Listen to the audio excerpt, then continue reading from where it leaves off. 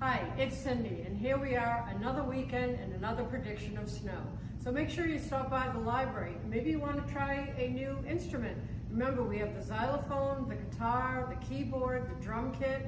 You can even start singing with our karaoke machine, or maybe take out the sewing machine. There's also lots of puzzles and games that you can take and enjoy the weekend. But upcoming, we have some amazing programs. On February 14th is the Chocolate Festival.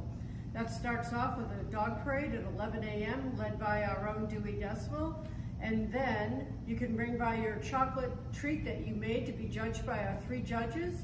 There'll be prizes and awards, and we'll have other chocolate prepackaged treats to give away. There's going to be a wonderful raffle of a beautiful gift basket by Carol Williams. And then Anthony Sammarco at 12:30 is going to be doing a talk on everything chocolate. So break out of this dreary weather, come to beautiful Osterville, shop, enjoy the library. We have so many exciting programs coming up. Make sure you look at our calendar. There's so many educational, craft, and fun things. So we look forward to seeing you at the library.